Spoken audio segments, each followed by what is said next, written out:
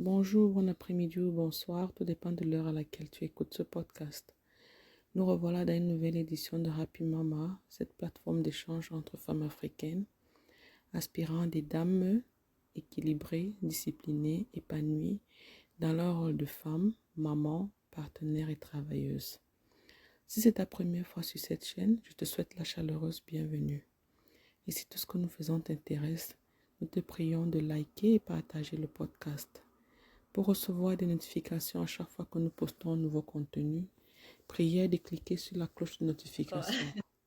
Alors, bonne écoute. Ça me fait vraiment plaisir d'être avec vous encore ce soir, une deuxième fois cette année. Euh,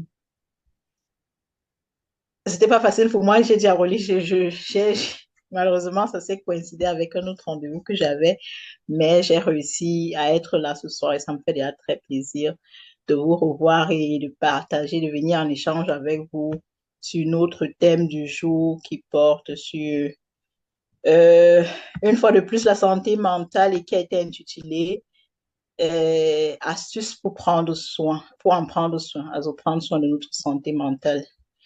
Qu'est-ce que cela renferme? Nous allons un peu essayer ensemble de voir ce qui est important, comment prendre soin de la charge ou surcharge mentale et comment créer une atmosphère d'équilibre en soi-même, chacune pour soi, peut-être. Si j'espère que vous allez à la fin prendre quelque chose ou bien amener quelque chose que vous allez essayer d'implémenter dans le quotidien. J'aimerais d'abord, je pense, chacune de vous, la journée n'a pas été facile, mais j'aimerais déjà qu'on commence avec un petit exercice je ne sais pas si tout, j'ai juste une question. Chacune a une fenêtre face à soi. Fenêtre ou je sais pas, du moins chacun peut ou bien fixer juste un point dans la salle dans laquelle vous vous trouvez. Et pardon? Oui, enfin, avant que tu n'atterrisses, peut-être tu peux faire un briefing de ce qui a été dit la dernière fois pour ceux qui n'étaient pas, juste vraiment très court là. Da kommen wir dazu noch. Ah, ok, merci, Genau. pardon. Mhm. Hein, also, c'est juste un Moi, j'ai une exercice en fenêtre. fait d'attention justement pour que nous tous nous retrouvons ici, alors qu'on essaye de laisser la journée que nous avons derrière nous et nous retrouver ensemble dans ce realm en fait, dans cette salle. Hmm, juste fixer un point, prendre un petit moment, fixer un point dans la salle où vous vous trouvez, ou s'il y a une fenêtre, regarder à travers la fenêtre ou hors de la fenêtre, fixer un point dehors, essayez de vous relaxer. Relaxer les yeux, relaxer les pensées. Écoutez-vous vous-même. Qu'est-ce que le cerveau se dit? Quelles sont les idées qui viennent? Quelles sont les pensées qui viennent? Juste prendre un moment et les observer.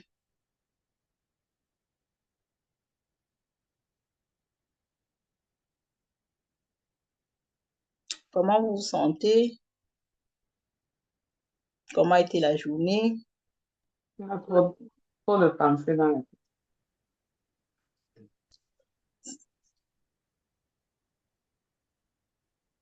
Mais je trouve que c'est relaxant quand même, hein. Ne parlez pas. Bien, on arrive au point de parler. Juste prenez le temps. Écoute, sag ich noch was dazu gleich.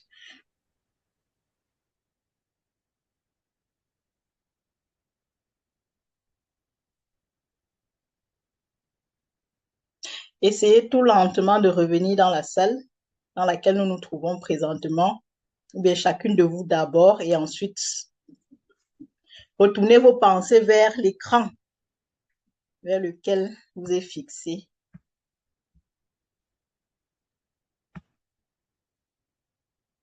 Une fois de plus, bonsoir à toutes.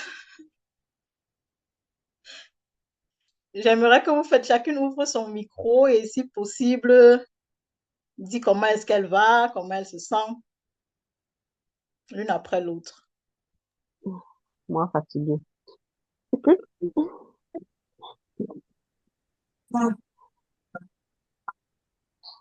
Mhm. Bon, c'est pas la Ouais, pleine j'ai forme de mon côté épuisé. ce soir, Ouais. mais je suis un peu fatiguée. Ouais. Moi, ça va, je me sens bien. Je suis pleine de gratitude parce que j'ai eu une très belle journée. Nice.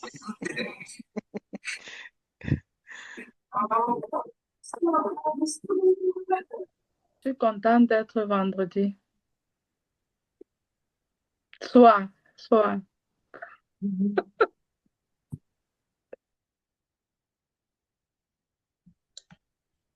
Ok. Ouais, juste un petit récapitulatif sur ce que nous avons fait la dernière fois. Nous avons parlé de la santé mentale particulièrement sur deux points d'angle.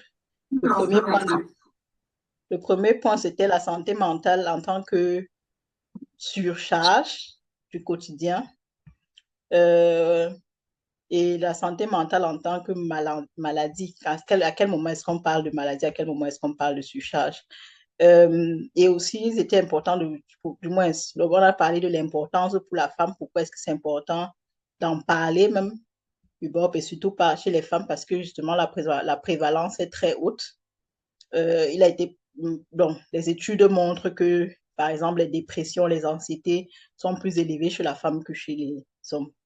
Puis, nous avons aussi fait une revue de quelques maladies mentales qui étaient, entre autres, euh, la schizophrénie, les phobies et autres. Euh, ouais, je crois que c'était ça, à moins que en gros, quoi, en quelques mots, ce que nous avons fait la dernière fois, ce de quoi nous avons parlé aussi, surtout du tabou que représente le thème, ou bien lorsqu'on parle, le tabou oui, que représente le thème santé mentale en Afrique particulièrement, et quelles sont les avancées potentielles que nous avons encore à faire dans ce domaine. Euh, Aujourd'hui, on vient avec la deuxième partie qui s'agit de santé mentale et quelles sont les astuces, qu'est-ce qu'on peut faire, mais qu'est-ce qui est important de faire, ou bien qu'est-ce qui est important, quels sont les points sur lesquels c'est important de faire attention afin de prendre soin de sa santé mentale. Hum, je suis persuadée que vous avez déjà entendu parler, ou bien vous avez peut-être chacune fait essayer quelque chose pour soi-même. Nous en reviendrons plus tard. Je ne sais pas si j'essaie de partager mon écran tout de suite. Mhm. Je suis là. Oh,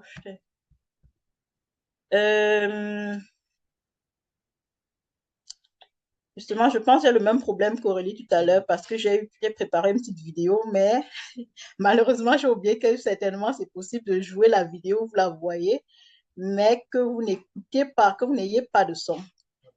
Parce qu'elle est sur YouTube, cette vidéo, mais bon, et puis les cas. Ouais, est-ce que je peux partager mon écran? Je sais pas si. Ah, ja, doch, da. Das ist Bildschirm freigeben. Und zwar, mon document, c'est ça. Je vais ici. Vous voyez quelque chose? Non. Non, non, pas encore. Un instant. Juste un mini instant. Je veux faire la seule des choses. Da. Okay. Jetzt habe ich auf und dann da. So. Okay. So viel dazu. So. Les coûts, le changement total. Vous voyez? Ouais. Ouais. Bon, voyons voir si, au pire des cas, je crois, je peux faire essayer de faire une synchro. Vous écoutez quelque chose? Augmente un peu le volume, s'il te plaît.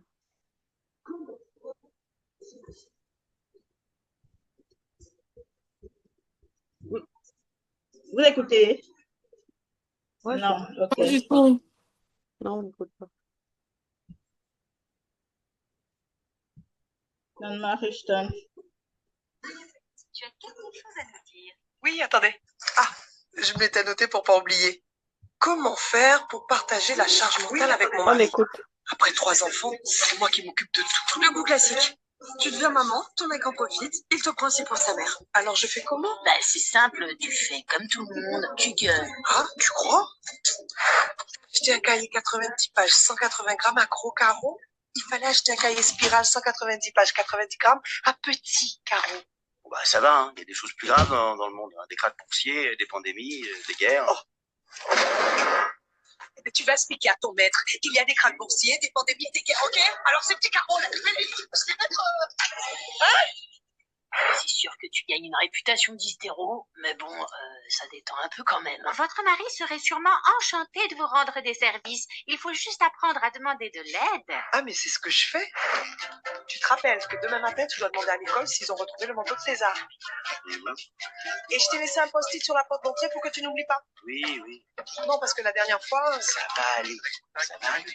je peux aussi te faire un rappel SMS juste avant si tu veux. Tiens, je vais me faire une alerte pour y penser. Et si j'écrivais un mail à la maîtresse pour qu'elle te rappelle que tu as quelque chose à lui dire? Si tu fais toujours tout à ta place, il va continuer à croire que les enfants sont auto-nettoyants et se téléportent pour aller au judo. Mais c'est pour ça que je me suis mise en grève. En grève? Et ça a marché? Plus ou moins.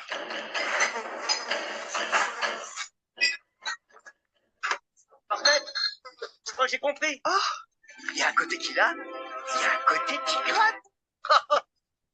ouais, il y en a avec des couleurs différentes aussi. Tu lui diras. En fait, on devrait se faire payer pour tout ce boulot gratos. Ah, mais ça serait carrément ça, la solution. Alors, j'ai... So, c'est un petit aperçu. Je peux vous envoyer la vidéo, bien du moins, je vous dis où est-ce que vous pouvez trouver la vidéo. Je pense, ça résume en quelque sorte, je pense, la journée de certaines, ou bien du moins le quotidien avec beaucoup de charges, de certaines avec beaucoup de charges. Et aussi, si on voit dans la vidéo, on voit aussi en fait qu'il y a eu beaucoup de d'essais, c'est-à-dire de solutions, du moins, ou bien d'essais de solutions qui plus ou moins ont marché ou plus ou moins n'ont pas marché.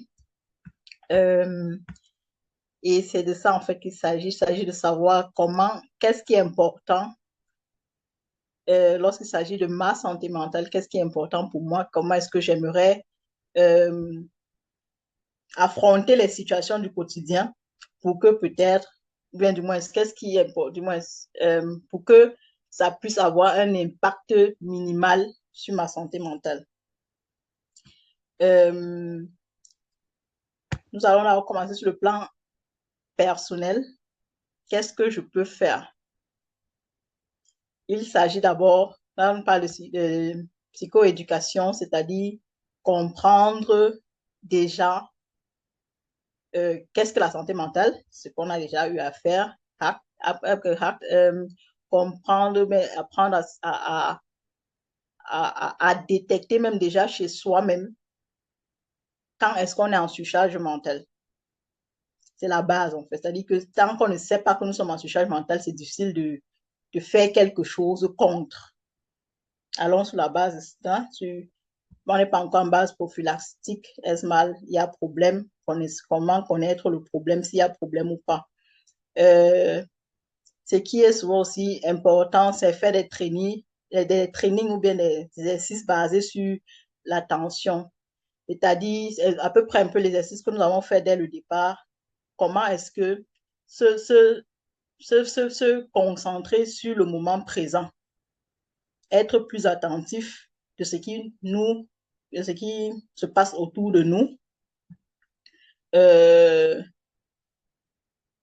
et essayer, par exemple, ce sont de très bons exercices justement parce que ça permet justement, d'une part, d'analyser les pensées, ou bien d'observer ces pensées, voir déjà ce qui nous préoccupe. Et là, par exemple, c'est-à-dire quand on sait déjà ce qui nous préoccupe, on sait plus ou moins, on peut savoir comment faire pour pallier à ces pensées-là. Il y a aussi le time management qui est très important. Ce qu'on peut faire, non, savoir, c'est-à-dire établir un plan de travail, que ce soit le travail ou un plan de journée, savoir ce qu'il y a déjà à faire. Ça permet que le cerveau même déjà soit un peu entlasted, donc il soit un peu libéré, de telle sorte qu'il puisse s'occuper d'autres tâches. Larissa, excuse-moi, tu es en train de présenter quelque chose? Ou bien c'est... Oui, vous ne voyez plus, vous n'avez On pas est, on est de... encore à la page YouTube, en fait. Azur, yeah, toll. Yeah. Merci, mais je me suis dit justement, la page YouTube est finie. Et puis donc, ok. Da weiter. Das. C'était quoi ça? Oui, c'est la bonne page. C'est aussi pratique en fait, de tout le temps, mais tout le temps, il faut choisir. Là, maintenant, vous voyez. Et là, c'est bon. Ok. Genau. Là, nous sommes sur le plan individuel. Qu'est-ce que nous pouvons faire? Une page. En premier, déjà, parler de la flexibilité du cerveau. C'était là, justement, on a parlé de psychoéducation, les trainings basés sur l'attention, le time management, qui est aussi important, ce qu'on peut faire pour soi, apprendre à mettre l'accent sur les priorités. Ça passe aussi plus ou moins dans le time management, savoir comment on fait, qu'est-ce qui est prioritaire et s'occuper d'abord de ce qui est prioritaire et voir quelles sont les tâches qui peuvent être mises pour à plus tard. Donc, ça empêche justement cette surcharge-là. En ce qui concerne la réduction de stress, il y a aussi des différentes techniques. Il y a les techniques de relaxation qui sont aussi très bonnes. La plus connue, c'est on appelle ça progressive muscle relaxation, donc la relaxation progressive des muscles. Il s'agit de faire aussi le body scan. Ça permet aussi de passer en revue tout le corps, c'est-à-dire vraiment de la tête aux pieds, de faire une certaine... c'est le body scan, c'est avec aussi une sorte de relaxation, donc c'est-à-dire contracter et décontracter les muscles. Ça permet vraiment de se relaxer, ça permet de passer de penser à autre chose que la journée stressante que nous avons passée. Les techniques de respiration qui sont aussi très bien pour gérer contre le stress. Être en mouvement avec la danse, le yoga, peu importe, tout ce qui fait lorsqu'on vient en mouvement, c'est très bien. Il y a aussi beaucoup d'exercices, même des mini-exercices de 5 minutes ou bien même parfois 2 minutes ou bien quelques secondes, je dirais même parfois, qui permettent vraiment de quitter surtout par exemple, quand on a une surcharge mentale, c'est-à-dire une surcharge là dans la tête, surtout particulièrement, ça permet vraiment de s'évader, de passer au corps un peu aussi, de prendre en considération le corps. Et cette combinaison de corps et mental vraiment aide beaucoup à gérer le stress et aussi avoir une bonne hygiène de sommeil. Les émotions sont aussi importantes en ce qui concerne la santé mentale. On ne peut pas parler d'un être humain sans parler de ses émotions. Il est ainsi alors important de renouer avec ses émotions, connaître ses émotions, apprendre à connaître quels sentiments, qu'est-ce qu'on ressent et à quoi c'est lié. Et aussi se construire une forte résilience. Prendre soin de soi. On écrit prendre soin de soi, prendre soin de ses émotions, savoir ce qui nous fait du bien. C'est très important. Par exemple, si ce n'est qu'un bain, si ce n'est que café, boire juste une tasse de café, s'asseoir, sortir dans la nature, marcher, juste s'asseoir et peut-être compter le nombre de voitures qui passent. Chacun sait en fait, c'est important de savoir ce qui nous fait du bien, c'est à quel moment est-ce qu'on se sent bien. Ou bien ça peut être juste, je sais pas, vous pouvez peut-être donner vous-même des exemples en fait. Je sais pas, bien chacune peut réfléchir déjà pour elle, ce qui lui fait généralement du bien est important. Voilà, Larissa, tu préfères prendre les questions au fur et à mesure ou bien à la fin? Au fur et à mesure. Ok, moi j'ai une question. Ah, quand tu parles de construire la résilience, là, qu'est-ce que tu veux dire par là? Et comment ça se fait? Oh, Merci. C'est pas un exercice. Ouais, c'est vrai, c'est pas facile. Mais qu'est-ce que la résilience? D'abord, c'est justement de se forger un outil ou bien des outillages en fait qui nous permet dans les moments de stress ou bien c'est-à-dire c'est cette force que nous avons à surmonter des herausforderungen, bien des moments, Talent. des challenges, merci. Exactement, ce qui nous permet de surmonter, c'est ça la résilience, c'est-à-dire que la force que nous avons en nous, que nous avons généralement, nous nous sommes battus sur un certain nombre de temps et qui nous permet de surmonter les challenges. Comment construire sa résilience? C'est une très bonne question.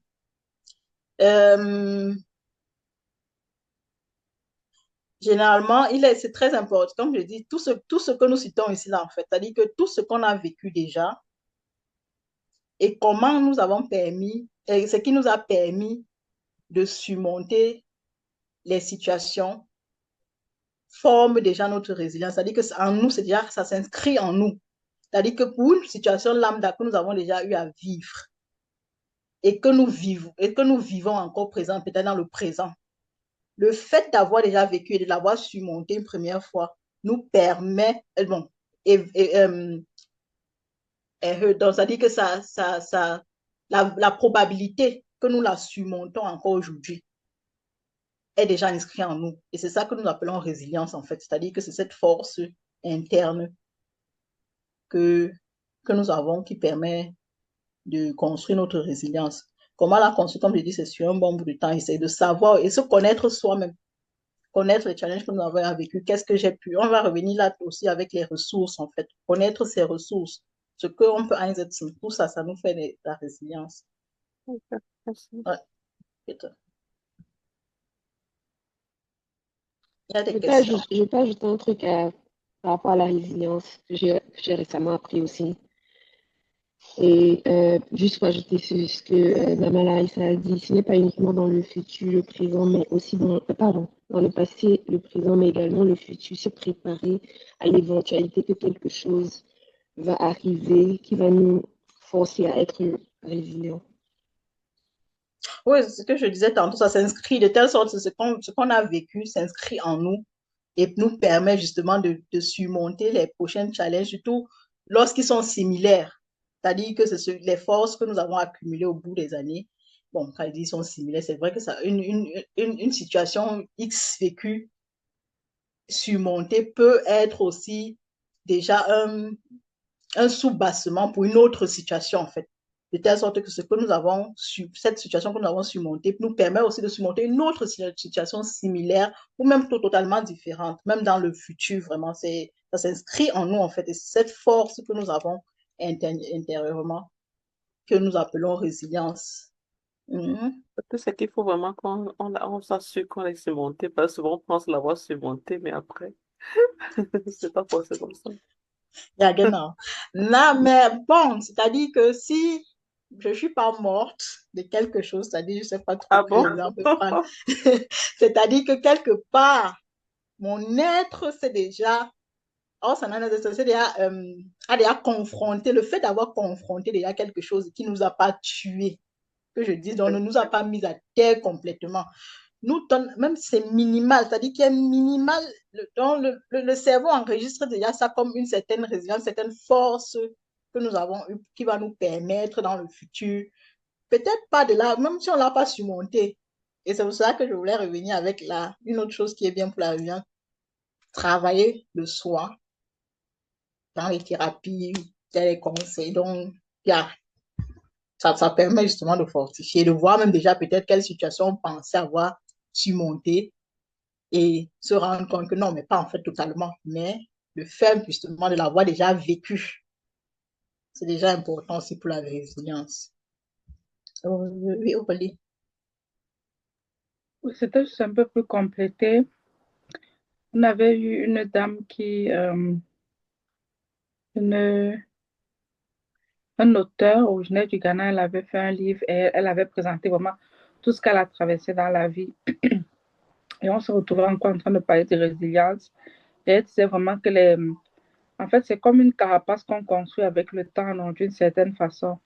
Et parce qu'elle disait que les gens, par exemple, souvent disent qu'à ceux qui ont eu beaucoup de souffrance, ça qu'elle disait que peut-être de son enfance, qu'elle est venue, tout ce qu'elle a vécu, ça s'est imprégné en elle, ce qui fait que c'est un choc qu'elle a eu. Elle a toujours été plus résistante. Tout ce qu'elle disait souvent, bon, les gens ont souvent fait ces anecdotes, parfois aussi ici, qui disent que, comment on dit souvent, black don't crack. Quoique ce n'est pas très, c'est une erreur, mais disons que, mais un peu dans le sens, c'est là pour dire vraiment que, parfois, certaines personnes, bien comme on dit qu'un enfant a subi peut-être la guerre, a grandi dans un certain quand il va subir certaines difficultés, il va résister par rapport peut-être à quelqu'un qui a toujours, comme parfois, comme on dit souvent, que les besoins. Moi, je vois souvent, c'est les trucs pour lesquels mes enfants vont se plaindre. Moi, je veux dire que d'autres enfants, si c'était habitué qu'au Cameroun, ils vont se laver avec l'eau froide. Le jour où l'eau n'est pas chaude, c'est pas un problème pour eux, quoi. Donc, ils développent ce genre de mécanisme un peu qui les permet de résister les expériences par lesquelles ils sont passés. Et d'autres réussissent en fait même à entraîner ça. Ouais.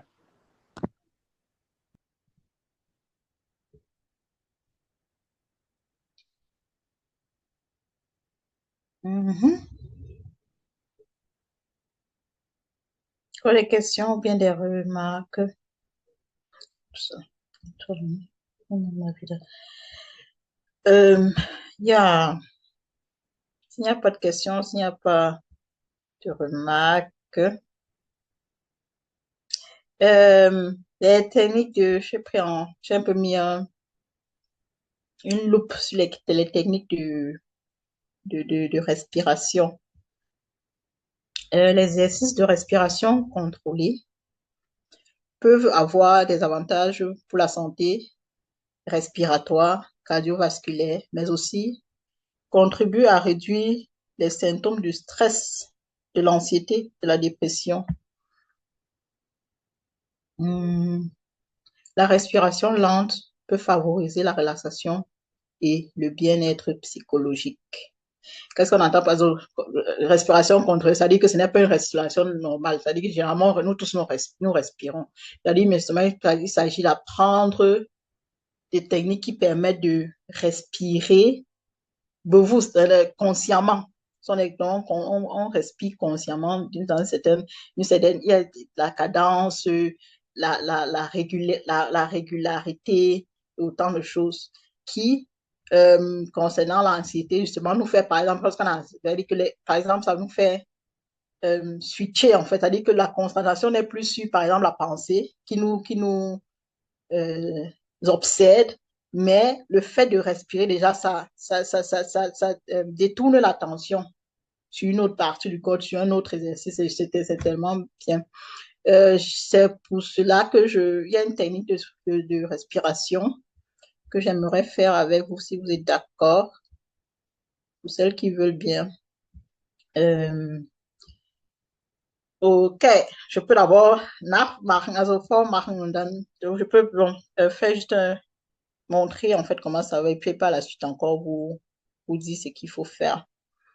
Je crois qu'on a besoin de ces deux doigts-là, l'annulaire et le pouce, pour cet exercice. Si nous commençons par exemple, bon, c'est mieux de le faire assis, les yeux fermés. On place l'annulaire sur par exemple la narine droite, vers gauche. Et là, quand on a, et l'autre pouce, elle sera sur la narine droite. Donc, c'est ça, en fait. C'est comme ça. C'est le mouvement.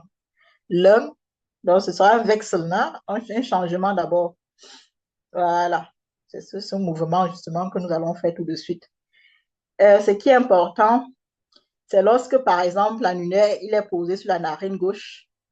On ferme la narine gauche. On aspire avec la narine droite. On retient quelques secondes. Ensuite, on ferme avec le pouce la narine droite et on expire de la narine gauche. Non, ça dit, J'inspire, j'expire. Et là, maintenant, Wechsel, on inspire maintenant de la narine gauche. On retient et on expire de la narine droite. Donc, c'est ça, en fait. C'est seulement ce changement entre les deux. Mais vraiment, c'est conscient. Cette respiration, c'est nous qui la dirigeons et toujours en changeant. Ce qui fait vraiment seulement derrière le simple fait même derrière de se dire d'abord qu'est-ce que je dois faire ensuite. Pour un début, c'est seulement les débuts sont difficiles. Permet déjà, par exemple, de changer, du moins, d'éteindre en fait le cerveau peut-être qui pensait à la soirée difficile qu'on a eue ou bien tout ce qu'on a encore à faire comme charge. Et on se concentre sur le soi. Donc, j'inspire, j'expire. Alors, on peut compter pour savoir quel temps est-ce que pour qu'il y ait une certaine constante aussi. Lorsqu'on retient, on peut compter de 1 à 4, juste dans sa tête et avant d'expirer. Donc,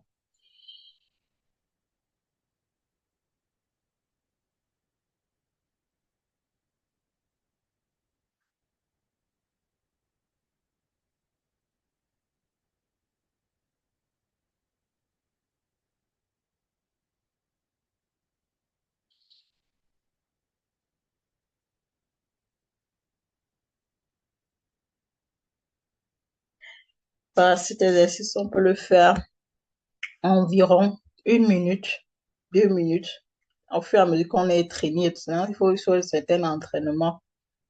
Yeah.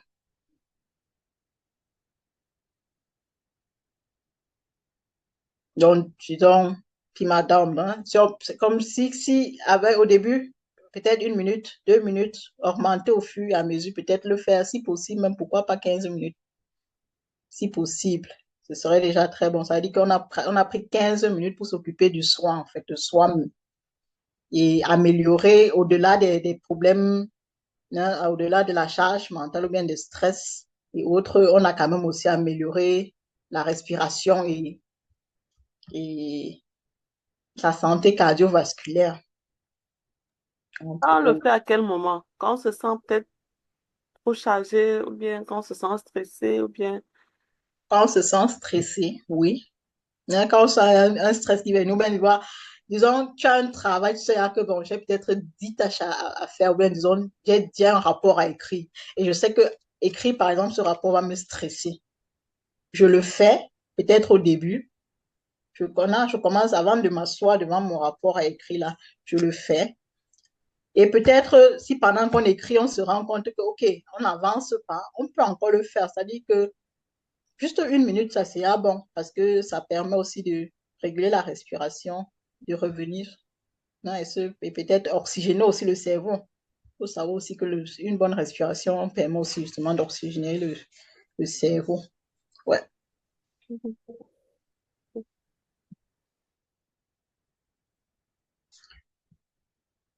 Et non, nous sommes encore justement sur le plan.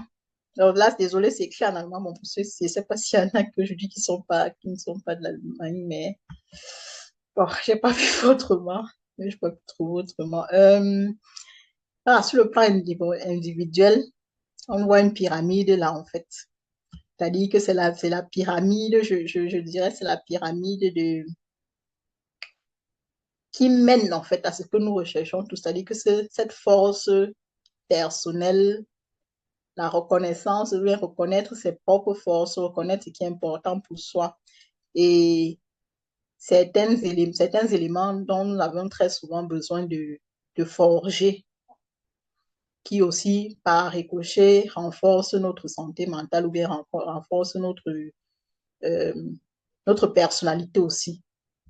Il s'agit vraiment de Selbsterkenntnis en allemand pour dire que la connaissance de soi. Non? Qui suis-je? Mais je suis. Qu'est-ce que je pense? Quelle est ma façon de penser?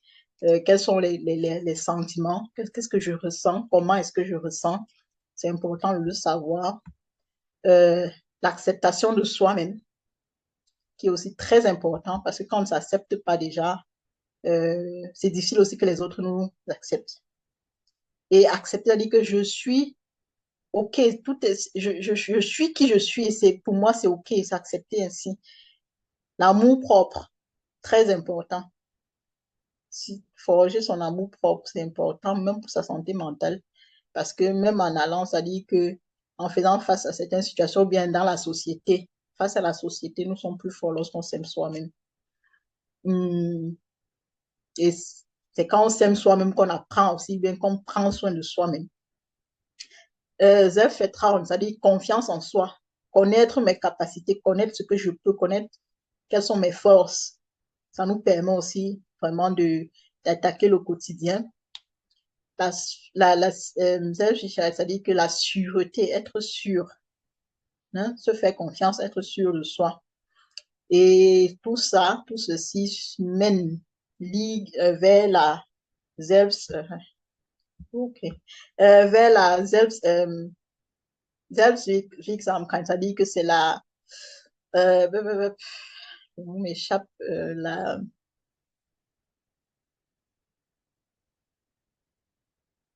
L'amour propre. Non, amour propre, on la Selbstliebe. La Selbstwirksamkeit, c'est la reconnaissance, reconnaître ce qu'on est capable de faire, en fait. Je peux faire Son quelque impact. chose. Il y a cette force. Oui, son impact personnel. Merci, on peut le dire comme ça, non? Son impact personnel. Donc, c'est-à-dire que lorsqu'on a tout ce qui est à la base, ça nous ligue vers cet impact personnel, en fait. Ouais, c'est vrai, l'impact personnel, c'est important, mais pour moi, personnellement, je trouve vraiment c'est cette acceptation de soi et l'amour propre. C'est très, très important, selon moi, en fait. C'est ma pensée personnelle. Ça peut être quelqu'un d'autre qui dise que non, c'est le zèle, c'est qu'elle ne se connaît soi-même. C'est aussi important. Mais bon, pour moi, je suis vraiment la base.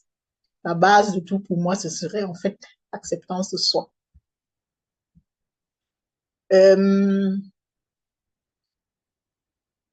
Tiens, genau. C'était ça, c'est sur le plan personnel. Vous savez qu'il y a quelque chose à dire, quelque chose à les questions. Oh, la question peut-être serait comment, si par exemple quelqu'un se rend compte qu'il n'y a pas une certaine acceptance de soi ou je n'ai pas une certaine confiance en moi-même, comment est-ce que j'aboutis à cela? C'est difficile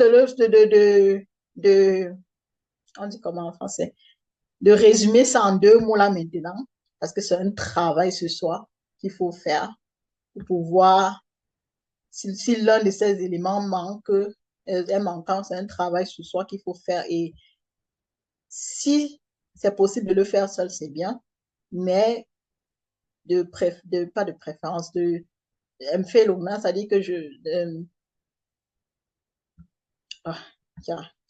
c'est préférable, c'est mieux de le faire peut-être avec un psychologue, un conseiller et les coachs et tout ça. C'est possible, c'est préférable en fait, parce que là, on sait exactement qu'est-ce qui manque, qu'est-ce qu'il faut toucher. Et justement, sur le plan social, justement, quand on parle de psychologue, quand on parle de coach, quand on parle, c'est important en fait, justement. Attends, mais je suis un peu loin. Ok, d'accord. Sur les structures. Je reviens un peu en arrière d'abord.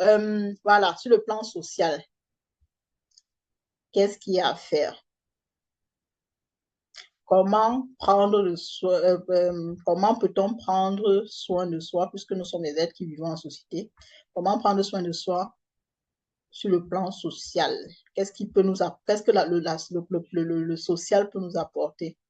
Il est important de renforcer ces liens de famille lorsqu'elles sont positives, je dis, lorsque ça fait du bien. Avec la famille, les liens de famille, adhérer à des groupes d'entraide, par exemple comme votre groupe, bien comme ce groupe-ci. Ce sont des groupes en fait justement qui renforcent même déjà la confiance en soi, ou bien qui permet aussi justement d'apprendre de soi-même lorsqu'on est dans les groupes sociaux. La communication, très important. Surtout dans les partnerships, dans les vies en vie de couple, c'est important d'avoir une communication saine. Il y a des trainings de communication et un truc, je crois, c'est apprendre à dire non. C'est aussi important d'apprendre à dire non, parce que lorsqu'on apprend à dire non, on ne va pas au-delà de nos capacités. C'est-à-dire que généralement, quand il y a une personne qui connaît ça de soi, qui a cette attitude ou bien cette habitude de dire oui, plus de oui que de non, on se retrouve souvent dans des situations où on ne fait pas attention à soi-même. On ne fait pas attention à ce qu'on a besoin, de notre besoin propre. Et parfois, justement, ça peut justement entraîner à cette surcharge, c'est-à-dire qu'on est en train de faire, on doit faire ce qu'on doit faire pour nous, plus pour ce qu'on, par exemple, on doit faire pour les autres. Qui traîne parfois, entraîne justement la surcharge. Les répartitions des tâches. Partenaires, on a vu ça dans la petite vidéo qui a été montrée au départ. Je reviens tout de suite. Ensuite, qu'est-ce qui est encore important sur le plan social?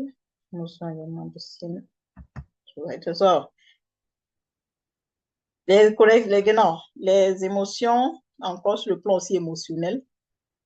Être à l'écoute du nous. Quand j'écris là, nous, c'est justement dans un sens,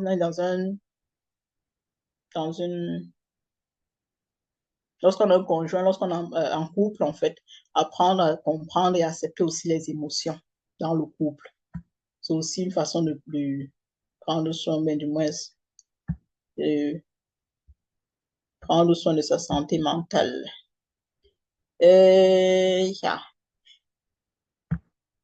Sur le plan structurel et sociétal, qu'est-ce qui existe ou bien qu'est-ce qui devrait être fait déjà par la société, ou bien peut-être, c'est-à-dire la promotion de la santé, par exemple au travail, temps de travail flexible, coaching, avoir des mentors ou bien des superviseurs ou je ne sais trop quoi, qui permettent justement d'alléger un peu la tâche, justement, par exemple, pendant le travail. Il y a des mesures politiques, par exemple, ce sera de promouvoir l'égalité, la compatibilité, la facilité, l'accès au conseil et à la psychothérapie, ou bien du moins, ce sont les points qui sont aussi importants, qui ne devraient pas être négligés dans les sociétés. En Allemagne, mais en Europe, ceci, en fait, c'est sur le plan, les mesures politiques sont vraiment très bien. Il y a beaucoup il y a cette possibilité, nous sommes offertes, et c'est un peu difficile de plus en plus. Bon, en Afrique, comme on le disait la dernière fois, c'est difficile, mais il y a aussi des structures qui sont en train de se mettre sur place, qui sont là peut-être pour aider les personnes à prendre soin de leur santé mentale et en cas de maladie mentale aussi.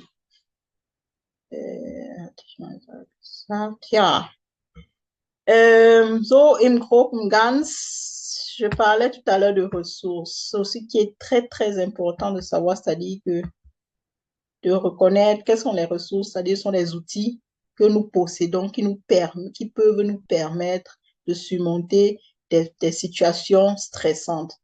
Ces outils, c'est aussi bien en nous, c'est ce que nous avons aussi comme force ou bien comme capacité, comme Eigenschaft. Ja. Comme pour côté positif, et c'est aussi sur le plan social, quelles sont les personnes qui peuvent nous aider à surmonter qui peuvent nous être utiles dans certaines situations, connaître quels sont les lieux, ou bien c'est-à-dire quelles sont les ressources sociales mais sociétales qui existent aussi, qui peuvent me permettre à surmonter des situations difficiles. Voilà plus ou moins ce que je peux dire sur comment prendre soin de sa santé mentale. Je ne sais pas s'il y a des questions, vous pouvez aussi les poser dès maintenant. Ressources sociétales, là, tu as une idée, par exemple, un exemple? Par exemple,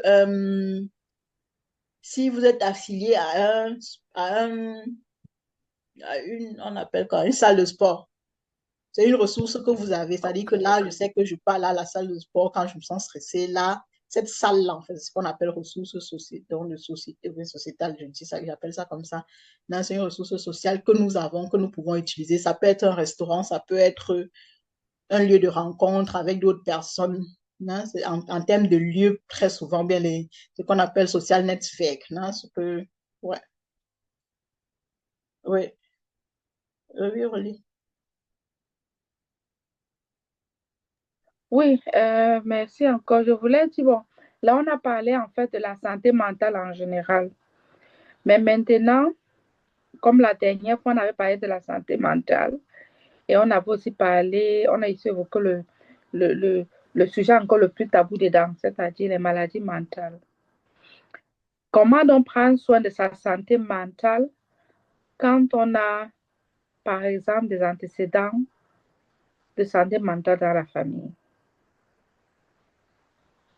Parce que là, c'est en général, mais comment faire quand on a les antécédents ou bien quand soi-même on a déjà subi, oui, soit quand on a les antécédents ou quand soi-même on a subi une charge mentale, parce qu'on avait fait la différence, qui, voilà, qui aboutit au développement d'une maladie qui n'est pas peut-être héréditaire, mais qui a développé, voilà, où on a peut-être un peu perdu le nord, quoi.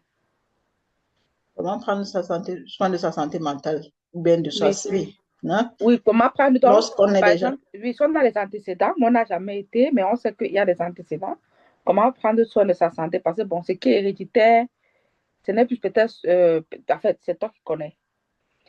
la question que je te pose, ça dit que oui. il y a deux cas de figure. Ok, disons, je suis prédisposée à développer une maladie mentale. Oui, oui. Voilà. Suis-je déjà allée, ou bien si par exemple la maladie s'est déclenchée, ai-je déjà été allée, ai-je déjà été en soins? Non, c'est ça que dit, Okay. que, donc, il y a les antécédents, ça veut dire que j'ai des, parce que c'est ça aussi parfois qu'on oublie. Il peut y avoir des antécédents, mais comme ça que j'ai dit que le plus tabou dans ce sujet, en fait, qu'est-ce qui se passe quand il y a peut-être des antécédents? Ça, c'est la première chose. Ou alors, quand moi-même, j'ai déjà eu pas sur le plan peut-être héréditaire, mais disons que j'ai peut-être, après un accouchement, voilà. Après un accouchement, j'ai développé, on appelle encore ça comment chez les femmes là. Postpartum. Oui. Dépression, oui, une dépression. J'ai eu une dépression postpartum. Maintenant, est-ce que je peux faire quelque chose pour ma prochaine grossesse? Qu'est-ce que je peux faire pour que je vive la prochaine grossesse, enfin de prochain, quand je suis déjà enceinte, tu vois, je commence à stresser avant même d'avoir accouché. C'est que c'est sur le plan personnel, en fait, que je reviens sur le plan personnel, mais justement, il faut être déjà à l'écoute. C'est pour ça que là, on a commencé avec la psychoéducation, c'est-à-dire qu'il faut reconnaître ce qu'on a déjà eu. Si c'est qu'on a déjà eu une maladie qui s'est déjà déclenchée, ou bien, disons, une dépression, par exemple, qui a dans le passé. C'est-à-dire qu'il faut qu'on se renseigne. Qu'est-ce qu'il faut se renseigner sur cette maladie? Qu'est-ce que ça renferme? Qu'est-ce qui est important? Qu'est-ce qui est important peut-être d'éviter? Qu'est-ce qui est important de ne pas faire ou bien de faire? Non? Et ça va vraiment, vraiment renvoyer, en dépendant de quoi est-ce qu'on souffre, renvoyer d'abord à la psychoéducation, c'est-à-dire que connaître déjà de quoi est-ce qu'on souffre, connaître quelles sont les possibilités. Si par exemple, si tu me dis s'il s'agit de quelqu'un atteint de bipolarité, pour cette personne de bipolarité, là maintenant, je peux pas faire, ce qu'il faut vraiment, ça dit que c'est de maladie en maladie, en fonction des maladies, il y a des trucs qu'il faut faire. Mais n'empêche, étant donné que plusieurs maladies mentales renferment une certaine... Il y a des petites similarités, surtout en ce qui concerne le Anspanung, c'est-à-dire que ils ont peut-être la rigidité, que ce soit en termes de pensée, que ce soit en termes corporels. Il y a des petits, par exemple, des techniques de relaxation aussi qui sont bien dans plusieurs domaines, dépendant de ce dont dans plusieurs, peu importe les maladies, ça peut aider. Ou bien ça peut être des séances de sport, Körper und Geist, also Geist und Körper zusammen. C'est-à-dire que tu travailles le corps et le cerveau ensemble. Ça aide aussi. Donc, c'est-à-dire, c'est en fonction de quelle maladie est-ce qu'on a, qu'on peut aussi savoir ce qu'il faut faire exactement, bien ce qui peut être. Mais, comme je dis, la base, c'est connaître de quelle maladie on souffre, voir les possibilités de consultation. Non, parce que qui dit maladie, forcément, c'est préférable de consulter un professionnel. Non, parce que là, maintenant, on saura exactement ce qu'il faut faire, ou bien de quoi est-ce qu'il en retourne d'abord, même déjà pour faire la psychoéducation, il faut déjà savoir de quelle maladie il s'agit. Parce qu'il y a aussi des maladies qui ont parfois même des similarités. On se dit que c'est l'une, mais pourtant c'est l'autre. Donc, ça dit que moi, je dirais d'abord professionnel, connaître sa maladie, et maintenant, ensemble avec le professionnel, trouver quels sont, donc faire un autre plan. Non, non, tu fais un plan d'alerte, un plan SOS au cas où tu ressens, c'est-à-dire que là, dans ce plan, il s'agit de faire quoi?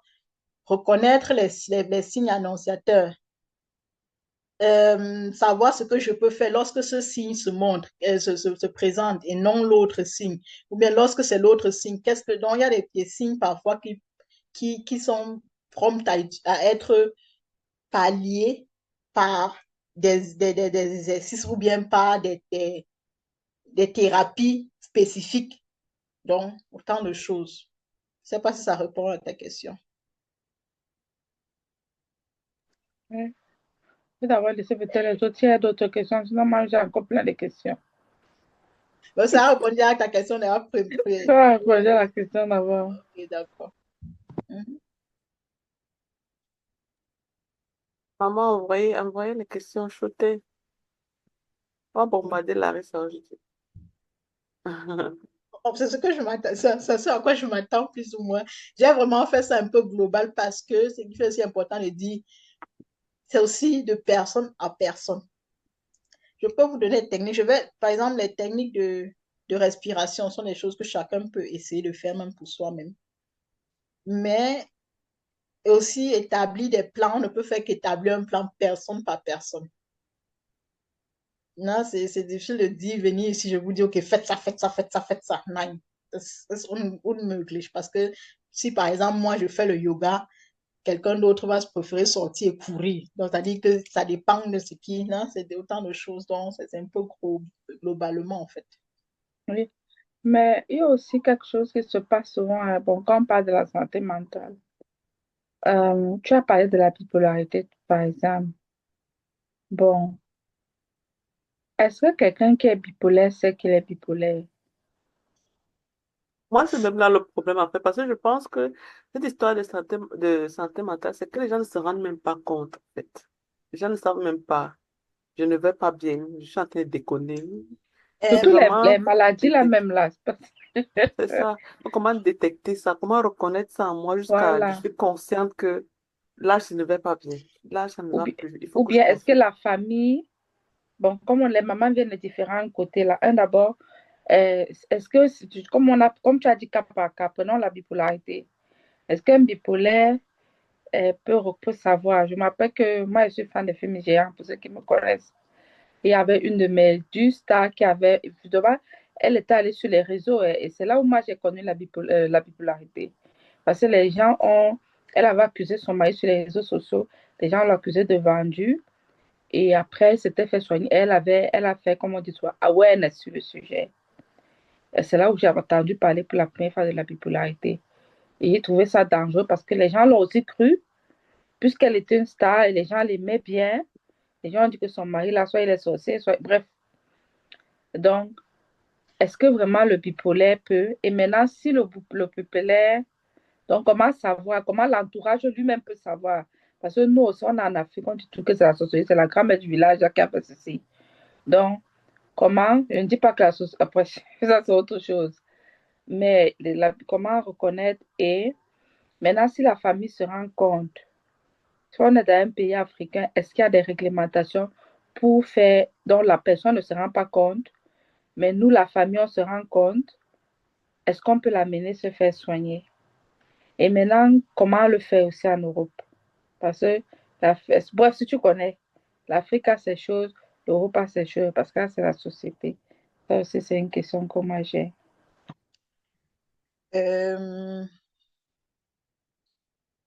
Tiens, vous avez à tout dire. Vous avez dit que ouais, vraiment, il y a des maladies, il y a beaucoup de maladies que,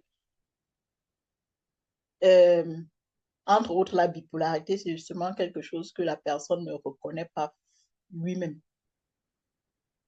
C'est-à-dire que, bon, quand il dit non, oui, il y en a qui peuvent avoir ce flair de savoir que, mais attends, de temps en temps, je switch. Il y a des moments où je suis extrême, des moments où je suis... Mais la plupart du temps, à ce que je sache, c'est toujours un peu... Il y a ça dit que c'est externe, ça dit qu'il y a une personne externe qui s'est rendue compte et qui... Donc, c'est valable aussi pour la schizophrénie, vraiment. Ce sont des maladies qui vraiment... La personne ne se rend pas compte parce qu'il est dans son monde, dans sa réalité à lui. Non, il est tellement dans sa réalité que ce que toi, tu lui dis n'est pas vrai. Je prends par exemple, grave comme ça, c'est-à-dire pendant des années, quelqu'un ne reconnaît pas que ce qu'il raconte n'est pas vrai, ou bien se rend pas compte qu'il y a des phases où il est extrême dans la bipolarité, dans sa phase de manie, où il fait beaucoup de choses, ou bien dans la phase latente, ou bien c'est-à-dire il est plutôt très fatigué, il est à la maison, c'est-à-dire il se prend comme normal, en fait, pour lui se voir comme normal. Donc, c'est vrai, l'entourage joue aussi un très grand rôle. Comment reconnaître? Se connaître déjà soi-même et aussi connaître les gens qui nous entourent, ce qui n'est pas toujours facile. Et ce n'est que parfois des petits, être attentif et ces petits changements, reconnaître que, ok, là, ce n'est pas la même personne avec laquelle j'ai eu affaire hier. Et ça, c'est une autre personne. Et c'est vrai que c'est difficile aussi de connaître toutes les maladies qui existent. C'est pour ça que je dis, fier une falle, médecin en premier, c'est-à-dire que lorsqu'on se rend compte qu'il y a un truc qui n'est pas normal, c'est-à-dire ça peut être même le médecin soignant, ce n'est pas obligé d'être directement un psychiatre, expliquer le problème à un médecin. En Europe, la possibilité est facile, mais même le pire rend même encore très difficile. Parce que lorsque la personne ne se sent pas invisible, c'est-à-dire que la personne ne dérange pas, il n'y a pas de zèle de faire, donc c'est-à-dire un risque pour soi, même ou bien un risque pour l'entourage, il est possible aussi qu'on ne fasse pas grand-chose si la personne ne veut pas. C'est-à-dire, vous pouvez aller chez le médecin prescrit le médicament. S'il ne prend pas, il a décidé de ne pas prendre tant qu'il n'est pas un danger pour la société. En Afrique, déjà, c'est difficile de trouver même déjà d'avoir cette sensibilité-là. Comme tu disais tantôt, on souscrit, on prescrit, on attribue ça à des entités. Par exemple, je ne suis pas en train de vouloir dire, non, je ne veux pas entrer dans le débat de est-ce que ça existe ou bien est-ce que l'autre n'existe pas. Non. Mais je dis, par exemple, prenons pour un cas vraiment de maladie, il y a des personnes à qui on dit, OK, non. Donc, ça dit qu'on souscrit à quelque chose. Mais ça dit qu'il faut aussi qu'en Afrique, on reconnaisse qu'il y a des maladies qui existent. D'abord, c'est le premier. Non? Et puis maintenant, aller vers les personnes. Il y a aussi en Afrique, au Cameroun particulièrement, je sais, il y a des psychiatres qui se mettent en place au Cameroun, il y a des psychologues, il y a. Donc, c'est vraiment minime, mais il y en a.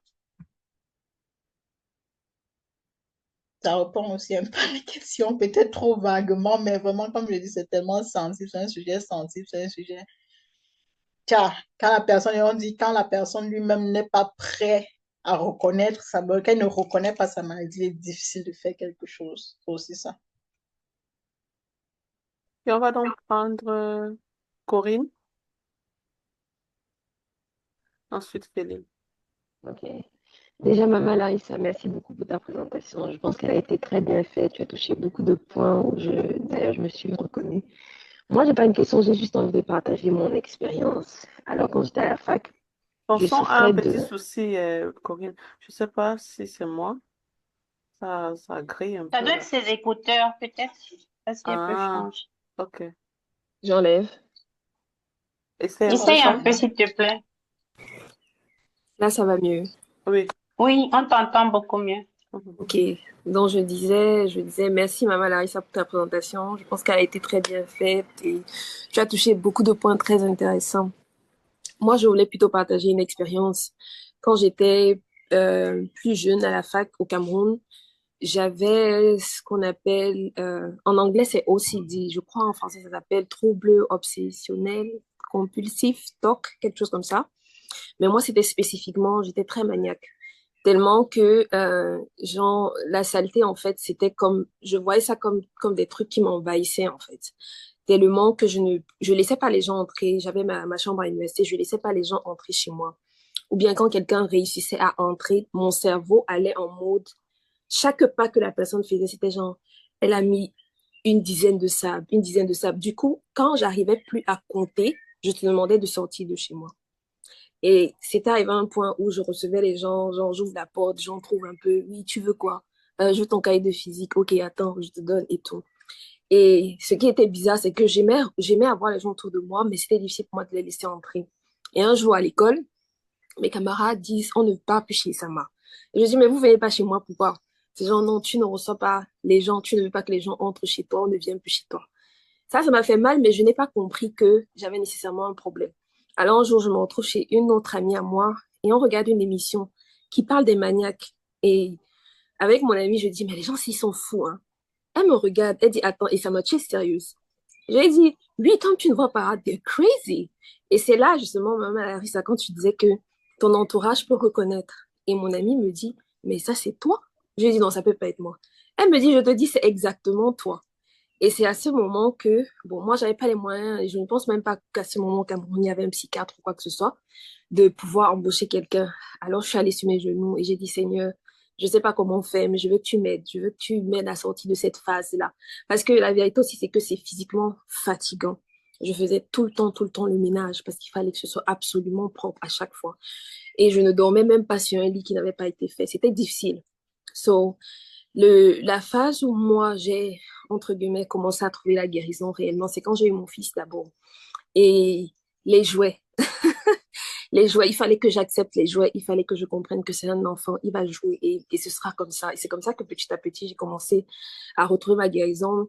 Et puis, je me dis, c'est pas aussi grave que ça. Aujourd'hui, je peux rester, je suis pas sale, mais je peux accepter d'avoir le désordre et je n'ai absolument pas de problème avec. Mais toujours est-il que je suis consciente que c'est quelque chose qui peut être un trigger, mais je suis vraiment très au taquet à ne pas cross the line. So, yeah.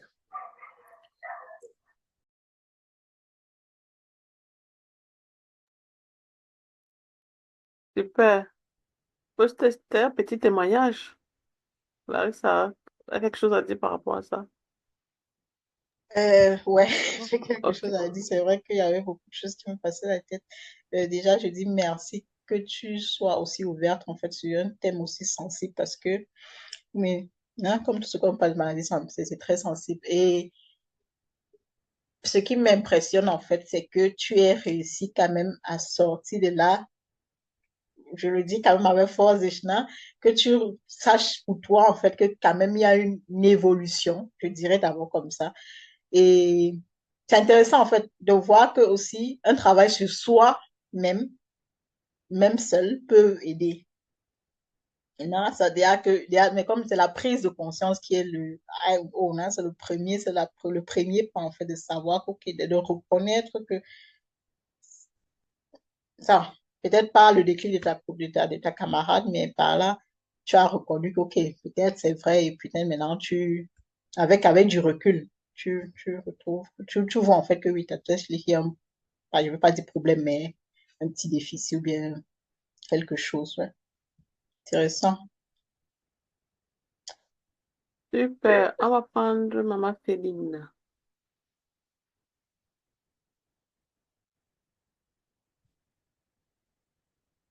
Maman Féline, tu as la parole. Monsieur. Oui, oui, désolée. Euh, Tout à l'heure, tu as parlé de faire comme parmi les solutions, de faire quelque chose qu'on aime. De faire quelque chose qu'on aime. Mais ce que je voudrais savoir, c'est que quand on arrive à un moment où on n'arrive plus à reconnaître même ce qu'on aime faire, on arrive à reconnaître ce qu'on aime faire et je sais pas si c'est parce qu'on est tellement occupé ou alors on a perdu le goût de tout, hein, je sais pas trop. Par exemple, moi, avant, je sais que je me sentais un peu stressée ou alors j'avais l'impression que j'étais à bout, je lisais. Je lisais pas les choses très sérieuses ou en fait, je lisais tout ce qui était divertissant. Donc, je lisais surtout les Harlequins parce que bon, ce sont des histoires d'amour et puis c'est franchement vraiment relaxant. Donc, je lisais soit ça, soit, je sais pas moi, un petit bouquin qui parle d'une histoire, je sais pas, fictive, mais pas quelque chose de vraiment sérieux. Moi, c'est ce qui m'aidait souvent. Beaucoup, je lisais, mais franchement, beaucoup. Je pouvais passer toute une journée à la maison, si c'est peut-être le week-end, à lire et à lire et à lire. Je m'oublie parfois jusqu'à très tard. Maintenant, j'ai carrément perdu ça. Et puis, en dehors de ça, je commence encore à chercher et à chercher ce qui peut vraiment me faire euh, me sentir comme avant quand je lisais. Je n'arrive pas. J'ai perdu le goût de cette lecture-là. Quand je prends peut-être un bouquin, je regarde comme ça et puis je me dis, pouf, ce sont les mêmes histoires. Et puis, et pourtant avant, je me disais pas ça. J'avais pas cette pensée-là que ce bouquin ne parle que de la même chose. C'est les mêmes histoires fictives, mais je prenais le bouquin et puis je m'évadais. Je lisais et puis après, je me sentais bien, je me couchais, je dormais. Mais aujourd'hui, je n'arrive presque plus à, à trouver quelque chose qui me donne cette sensation-là quand je lisais avant. Donc, je ne sais pas, quand on arrive déjà à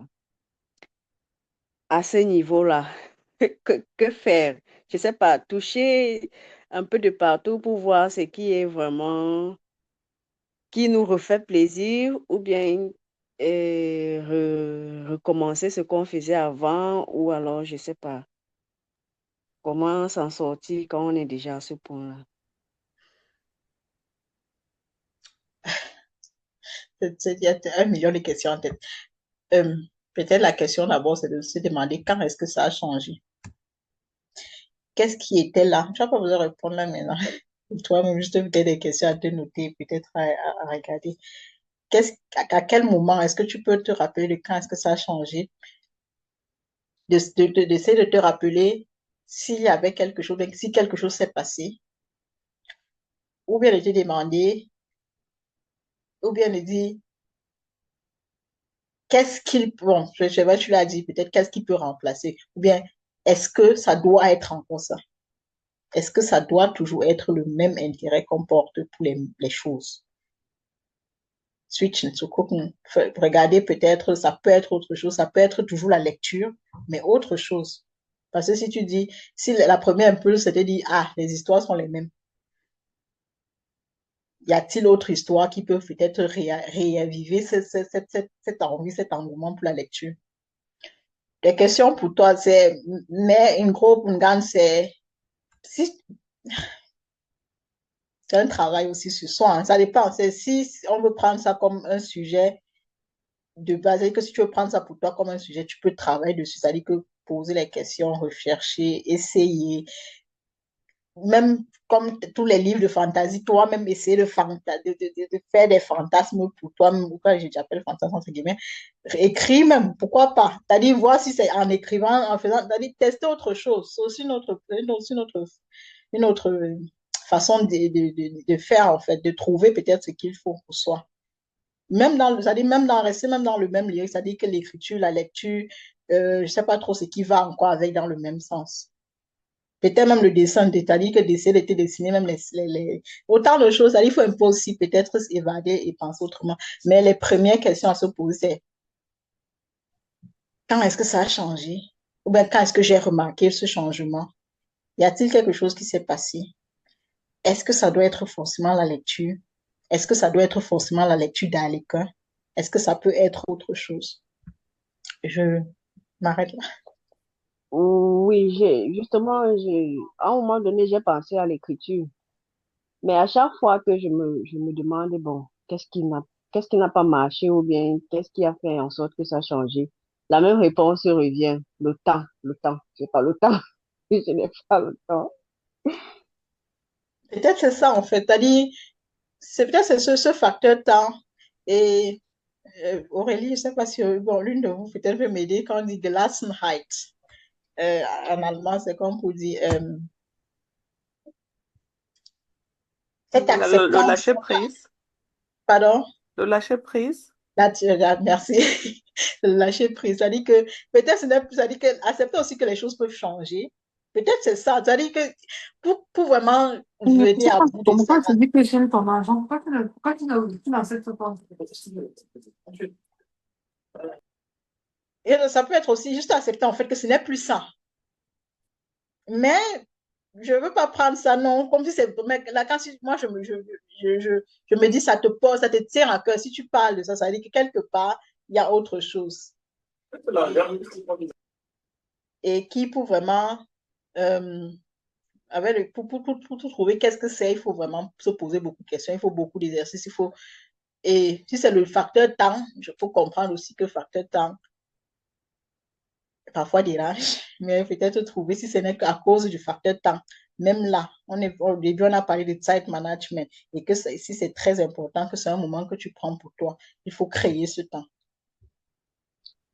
Oui, mais est-ce que c'est aussi genre possible de trouver, de réussir à trouver quelque chose pour remplacer cela, pour remplacer quelque chose on faisait avant et puis on se dit, bon, peut-être je peux essayer autre chose, je sais pas. Je J'ai peux failli essayer poser autre une belle question. Je ne réponds pas par oui, je ne répondrai pas par non. Je laisse savoir. Justement, si je me dis c'est parce que j'ai pas de temps, bon, peut-être je peux trouver autre chose qui prend moins de temps. Parce que si, à un moment, quand, quand peut-être j'ai déjà assez de temps pour moi, c'est un peu très court pour moi. Pour, je peux bien prendre un bouquin et puis je me mets à lire, mais je n'aurai pas assez de temps. Parce que quand je commence, je veux finir. Je veux à tout prix finir. Je veux pas, j'ai pas cette patience-là de fermer cette page. La question c'est qu'est-ce qui est important? La lecture ou bien finir le bouquin? Bon, finir le bouquin à l'instant. Ou bien, c'est-à-dire, c'est autant de choses que c'est question. C'est-à-dire que je J'ai veux pas la lire. patience d'attendre de fermer et Ça, puis attendre que et la fin de dans le site l'histoire. management, même quand Je derrière le veux départ, je veux connaître la fin. Justement, même s'il faut que je finisse le bouquin à 3 heures du matin, je dois finir. Et justement, c'est pour ça que je veux pas commencer.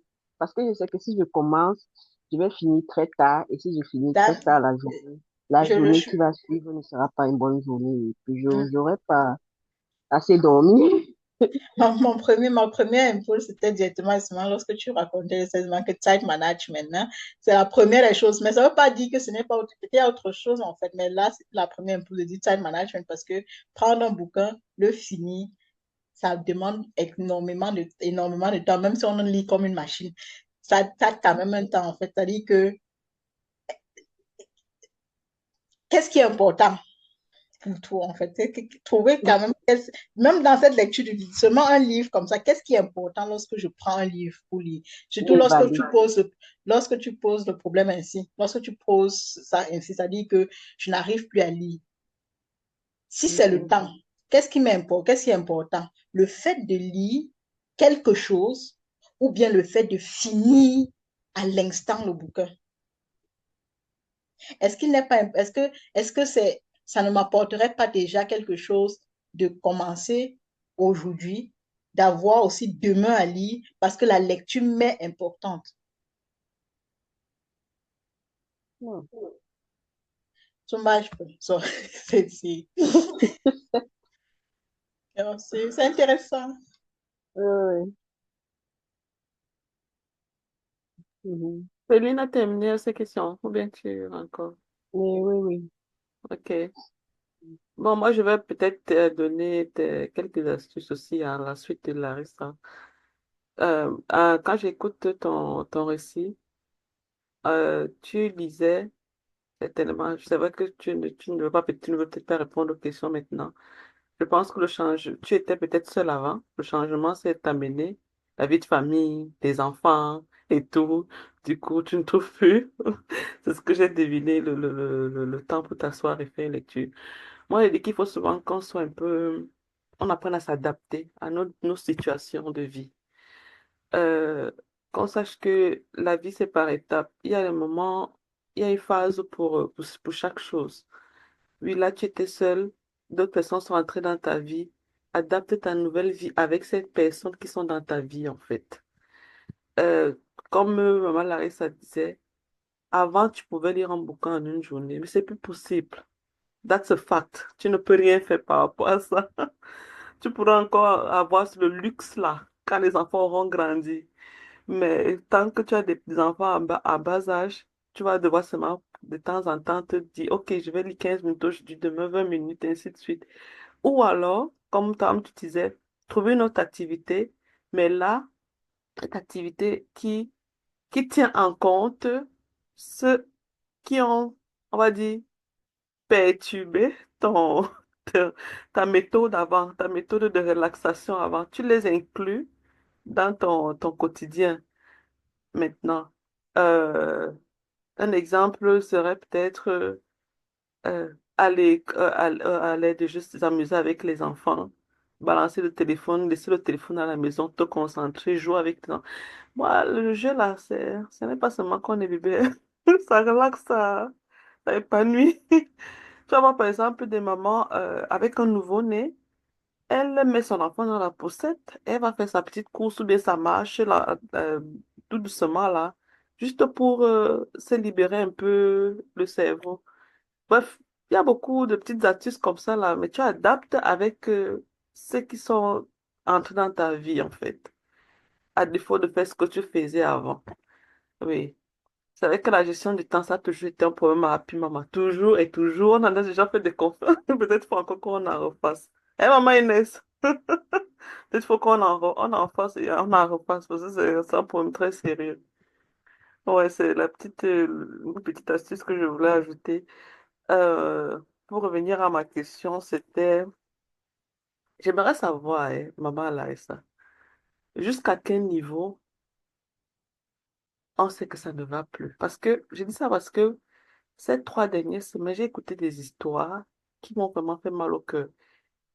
Enfin, c'est vraiment la même histoire, hein. Une maman qui travaillait beaucoup. Comme on sait ici en Europe, on accumule les heures de travail pour se faire de l'argent et tout. Et puis, un jour, il y a une j'ai suivi qu'elle a son cœur, ou c'est son cœur, ou c'est quoi qui a lâché. Enfin, elle est morte dans le train. L'autre, elle travaille tellement beaucoup aussi comme ça, et puis, pap, dans sa chambre, elle est morte. L'autre, c'était où? C'était toujours dans le train. Elle s'est oubliée dans le train et puis on est venu trouver que son cœur a lâché. Là, je sais pas, est-ce que c'est un rapport avec le mental, mais c'est vraiment que son corps physique, l'autre partie de son corps ont lâché. Vraiment. Enfin, jusqu'à quel niveau est-ce qu'on sent que ça ne va plus? Il faut que je me pose, il faut que je me calme, il faut que je déstresse, il faut que je, je, je lâche un peu prise, quoi. C'est ça ma question. Je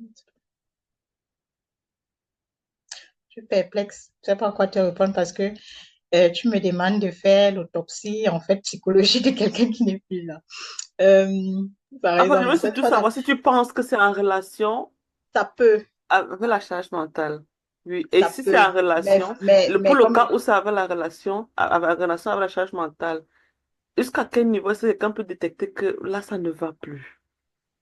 I need help. Uh-huh. Nein, also, ça n'a pas uniquement, voilà, c'est quand on dit que body to brain, les deux communiquent, c'est-à-dire que le corps communique avec le mental. Ça peut être aussi que ce sont juste des problèmes physiques, ça peut, mais ça peut aussi être que c'est une combinaison des deux. Ça peut être aussi, bon, si tu parles déjà de beaucoup travailler, je peux comprendre qu'il y a un certain, peut-être un surménage, en fait, qui aussi, c'est peut-être aussi, quand je dis ça peut être les deux, en fait. C'est-à-dire que le corps, il faut bien pour que le corps meure, il faut aussi que le corps soit malade. C'est-à-dire, il ne faut pas justement que uniquement le zèle soit, que l'âme soit malade ou bien, non. C'est-à-dire qu'il faut aussi que le corps lui-même soit malade. Ça peut être déjà que, ça dépend aussi de quel style de travail. Donc, chez l'une, ça peut être que ça c'est vraiment, c'est vraiment supposé et vraiment, je ne peux pas dire. Mais la question de savoir à quand est-ce qu'on peut reconnaître que ça ne va plus, ou bien jusqu'à quand peut-être tenir. Je dirais que jusqu'à quand tenir, dès les premiers signes reconnaissants, c'est-à-dire que dès que je reconnais en fait qu'il y a un changement, euh, bon, parce que je prends par exemple un exemple personnel que j'ai vécu moi-même. Euh, Au travail, justement, parce que je travaille en ambulance, c'est-à-dire que je suis tout le temps en train de rouler. Un jour, je me rends compte, j'ai mal ici, comme ça, ici. C'est pas parce que j'ai porté une charge. La première question, c'est que ouais, comment j'ai mal dormi. Non. C'est-à-dire, pour moi, c'était le déclencheur de savoir que voilà une phase. C'est-à-dire que je suis. Quand je regarde, par exemple, tout ce que j'avais à faire cette période-là, ça ne pouvait être qu'une surcharge mentale. C'est-à-dire que ce n'était pas körperlich. Et quand j'ai réduit, c'est-à-dire que quand j'ai réussi à remettre la balance dans le quotidien, même au travail, c'est-à-dire que même au travail, quand il commençait à dire, OK, d'accord, quand va, hein, quand ça peut attendre, ça peut attendre, ou bien ça doit être fait. Le mal est parti de lui-même, je dis comme il est venu. Par exemple, ça c'est juste un exemple, comme te dit que moi je dirais, dès les premières remarques, donc dès qu'on remarque un certain changement, bien une certaine pression interne ou bien Anspannung oder donc, c'est-à-dire qu'on se ressent carrément, on est peut-être en survolt en fait. C'est déjà, attendre jusqu'à quand ça atteint là-bas, c'est déjà trop long en fait. C'est-à-dire que dès qu'on remarque même peut-être sur le corps ou bien savoir une compression, que c'est même déjà, c'est trop tard même pratiquement. Pas trop tard, c'est déjà avancé. C'est-à-dire qu'on a accumulé. Parce que ça ne peut pas commencer du premier jour, non, c'est que on a déjà accumulé. C'est-à-dire que dès qu'on remarque, peu importe quel changement est-ce qu'on remarque en soi, là, il faut y faire attention. Ou bien il faut prévenir. C'est-à-dire prévenir, c'est avant que ça n'arrive à cette douleur ou bien à cette remarque-là. En faisant, par exemple, du sport, en relâchant, en c'est-à-dire que déjà les préventions de tout ce qu'on est, même des séances de respiration, même avant, les cups, les faire ce qui nous plaît, des trucs comme ça, là, c'est déjà prendre soin de soi avant que ça ne soit, avant qu'il ne soit trop tard, ou bien avant même que notre corps ne rébelle.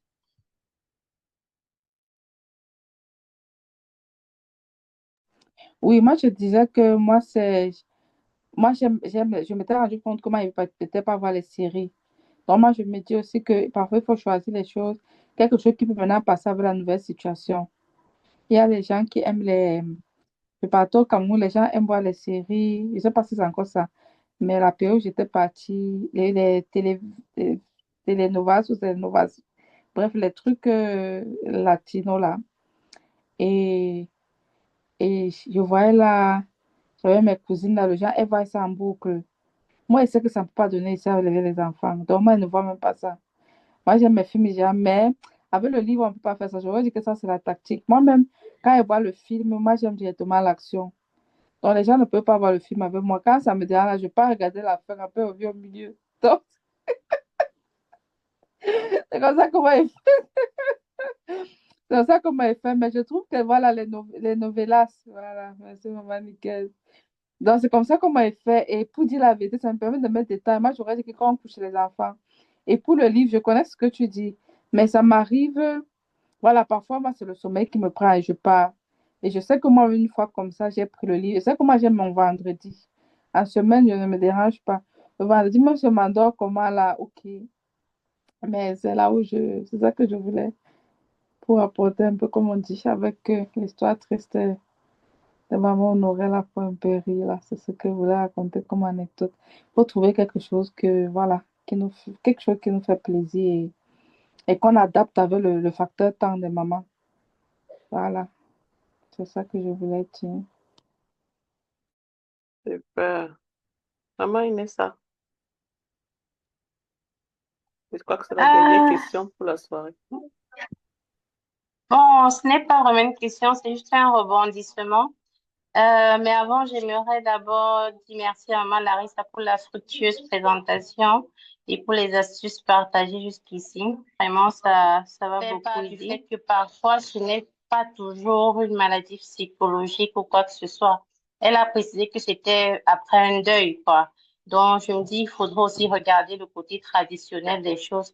Parfois, les gens fuient comme ça les successions et autres, et puis ça les rattrape sans qu'ils ne s'en rendent même compte.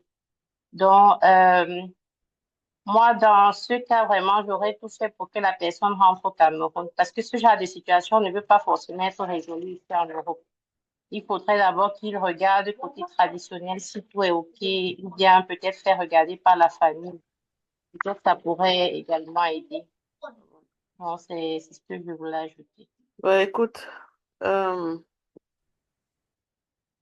crois on va lever la séance. Oui, je peux dire quelque chose juste par rapport au formulaire là.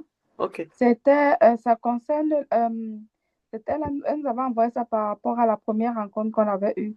Lors de la première rencontre, une ou deux mamans, en fait, les mamans avaient aussi dit le genre, OK, comment est-ce qu'on peut savoir peut-être qu'on est dans le burn, un truc qu'on ne va pas bien. C'est pour ça que c'est par rapport à ça qu'elle avait donc fait un peu ce formulaire. Mais je crois qu'elle a aussi de elle a quand même fait, elle a dit aussi quand même que c'est toujours bien, si on voit que ça ne va pas, c'est toujours bien d'aller consulter. Mais ça peut déjà, selon les réponses qu'on coche dedans, on peut peut-être savoir que bon, ça ne va pas un peu. C'était comme une sorte de check-up individuel sur sa propre santé mentale, à quel niveau on est.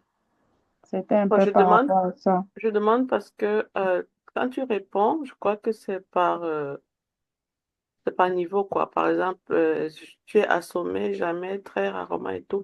Est-ce qu'il y a un output après, un résultat qui te dit qu'ok, peut-être ça ne va pas ou bien il faut checker. Mais c'est juste des questions de référence, quoi. Donc, Oui. se poser ces questions. Je crois que je pourrais encore lui demander ça. C'est comme si sa connexion. Mhm. Et comme elle avait dit, elle était en déplacement. Papa D'accord. va Une faire. évaluation, tu aurais dit, maman, Jeanne, à la fin. Oui, genre, ça va te donner un genre résultat, ok. Ah oui, je D'après vois ce tes, que oui. oui, Mhm. d'après tes réponses, peut-être Ça ça ne va évalue tes pas. réponses et Mhm. ça te dit Oui, ce qu'il y a lieu de faire bien. C'est ça. C'est quelque C'est chose. juste Je que vais je un peu veux. lui demander. Et Ok. il y a une question aussi que tu as posée là vers la fin, que bon, pourquoi certaines personnes ne sont pas arrêtées. Euh, j'ai une amie, une Allemande, elle-même, elle m'avait dit que bon, sa maman, elle avait souffert le nom est toujours compliqué, schizophrénie. Schizophrénie. Voilà, et elle disait que bon, sa mère avait été internée enfant, mais elle disait que vraiment ce qu'on dit que le Selbstgefahr. Donc, elle disait qu'elle était petite. Elle se rappelle que jusqu'à présent, elle n'a pas oublié. Sa mère avait cassé le miroir et elle, pieds nus, elle a commencé à marcher dessus, à danser dessus. Et elle avait donc crié, crié. Sa tante était venue. Donc, c'est comme ça qu'on a amené. Donc, c'était clair pour le service que c'était vraiment Selbstgefahr. Je trouve qu'ici aussi, c'est un peu trop strict parce qu'on va dire que quelqu'un peut aussi mentir. Mais évidemment, parfois, quand on dit le Gefahr, enfin le danger, excusez, un peu, qu'est-ce que je fais que je disais? Je suis fatiguée. Le danger, le danger aussi, c'est que, bon, comment on va attendre que c'est grave, grave? Je connais aussi un autre comme ça, c'est un Camerounais. Ses voisins ont réussi à le faire prendre. Je crois que ça dépend aussi parfois qu'on met, c'est le genre, il mangeait avec ses voisins et il a accusé son voisin camerounais aussi de de vouloir l'empoisonner. Il a commencé la bagarre. Et on l'a aussi appelé parce que, voilà, justement, c'était aussi un danger qu'il a posé. Et voilà, il a accusé d'avoir mis le poison. Donc, et comme ça s'est passé là, il avait pu être pris. Mais sinon, c'est vraiment ça qu'on dit. C'est pour ça que je dis vraiment un peu que donner le courage à cette maman. Elle aussi, c'est très... son cas est compliqué. C'est une situation que moi-même j'ai vécue dans mon entourage proche. Donc, un cousin à moi qui a souffert de schizophrénie, maintenant à savoir si c'était un problème qu'on a fait au village ou alors une maladie qui s'est déclenchée ici. Là est toute la question, mais pour avoir vécu ça, je pense que c'est quelque chose qui est vraiment très difficile et comme maman Renée a dit, dans ces cas-là, la personne est très souvent violente. Et lorsque la personne est violente, il n'arrive pas forcément à faire la distinction entre c'est ma soeur, c'est quelqu'un que je ne connais pas, c'est mon enfant. Il est dans un état second. Et dans ces moments-là, c'est très difficile de le contenir. Pour mon cousin, c'était quelqu'un de mince, très gentil, mais lorsqu'il entrait dans cet état-là, il était tellement fort qu'il fallait au moins 4 personnes pour l'immobiliser. Donc, forcément, on l'internait malgré lui. Parce que voilà, il représentait un danger. Lorsqu'il ne prenait pas ses médicaments, il représentait un danger pour lui-même et pour la société, pour toute personne qui était autour de lui. Donc, après une intervention, on l'a interné plusieurs fois, il a fait l'hôpital du jour et tout.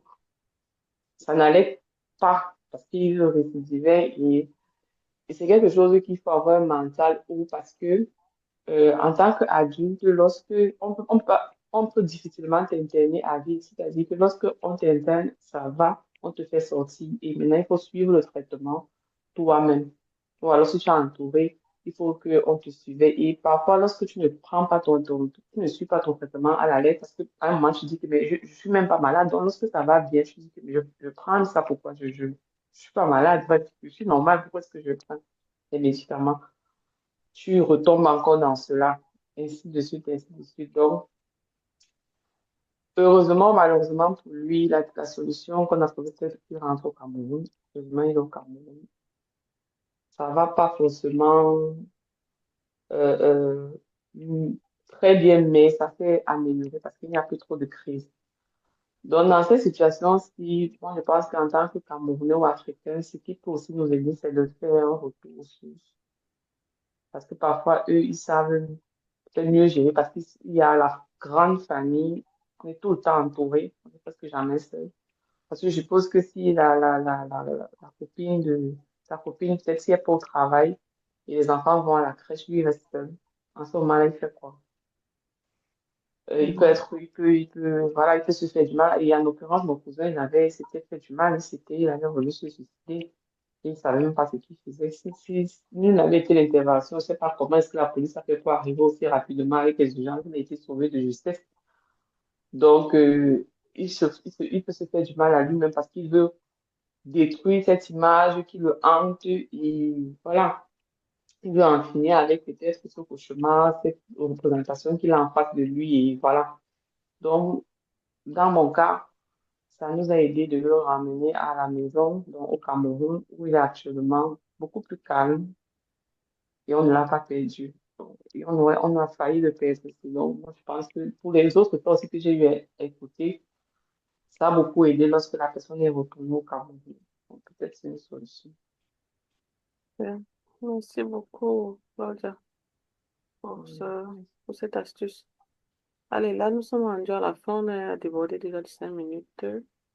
Je peux dire quelque chose avant de vous laisser. Je sais que vous voulez, Tu dis quelque chose, ton mot de fin. Oui, non. Merci déjà de m'avoir écouté. Merci aussi pour l'invitation. Ça m'a fait plaisir vraiment de travailler ces deux séances avec vous. J'en demandais au début pourquoi je suis pas venue la dernière fois parce que je me disais, je reste ouverte, c'est-à-dire que s'il y a des personnes qui veulent, je ne voulais pas adhérer au groupe, s'il y a des personnes de ce groupe qui aimeraient me contacter, juste pour en question de confidentialité. So heißt es. Non, mais s'il n'y a personne qui me contacte ou bien qui aimerait me contacter, je peux bien m'affilier au groupe, c'est de temps en temps prendre part aussi à vos rencontres avec plaisir. Donc, c'est comme vous voyez, faites Mais part. tu ne mélanges pas ta relation avec ta relation personnelle avec le groupe. C'est deux choses différentes, maman Larissa.